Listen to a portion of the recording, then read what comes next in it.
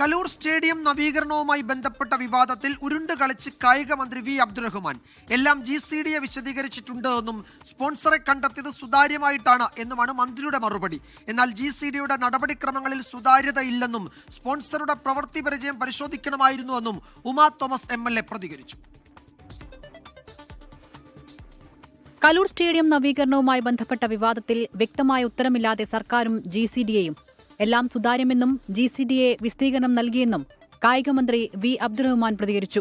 ഈ കലൂർ സ്റ്റേഡിയവുമായി ബന്ധപ്പെട്ട കാര്യത്തിൽ GCDയെ കൃത്യമായി തന്നെ ഇന്നലെ അതിൻ്റെ പത്രക്കുറിപ്പ് ഇറക്കിയിട്ടുണ്ട്. കൃത്യമായുള്ള സുതാര്യമായുള്ള നടപടികൾ അതിൽ നടന്നിട്ടുണ്ട്. അത് കൃത്യമായി അത് വിളിച്ചു. അതിൻ്റെ സർക്കാർ ഉത്തരവ് നിലവിലുണ്ട്. അതിൽ കൃത്യമായി പറഞ്ഞിട്ടുണ്ട്. അതേസമയം ഗുരുതരമായ ആരോപണങ്ങളാണ് GCDA കമ്മിറ്റി അംഗം കൂടിയായ ഉമാ തോമസ് MLA ഉന്നയിച്ചത്. GCDയുടെ നടപടിക്രമങ്ങളിൽ സുതാര്യതയില്ല. ശരിക്കും നമ്മൾ എക്സ്പെക്ടോ മെമ്പറാണ് എന്നുള്ളതാണ് അതിന്റെ റൂൾസ് അനുസരിച്ച് കാണുന്നത്. പക്ഷേ എന്നെ ഒരു പരിപാടിക്ക് പോലും അല്ലെങ്കിൽ ഒരു മീറ്റിംഗിന് പോലും എന്നെ ക്ഷണിച്ചിട്ടില്ല. ജനങ്ങളെ കബളിപ്പിച്ച് മന്ത്രി റാക്കറ്റ് പോലെ പ്രവർത്തിച്ചെന്നും കരാർ നൽകിയത് സംശയമുണ്ടാക്കിയെന്നും ET മുഹമ്മദ് ബഷീർ MP പ്രതികരിച്ചു.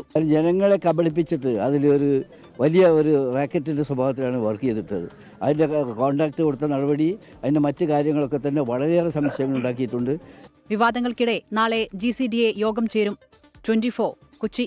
ലോകത്തെവിടെയായാലും ഏത് സമയത്തും 24 വാർത്തകളും ഓഗ്മെന്റഡ് റിയാലിറ്റി പാക്കേജുകളും എക്സ്പ്ലെയിനറുകളും വിശദമായി കാണാൻ ഞങ്ങളുടെ YouTube ചാനൽ നിങ്ങൾക്ക് സബ്സ്ക്രൈബ് ചെയ്യാം.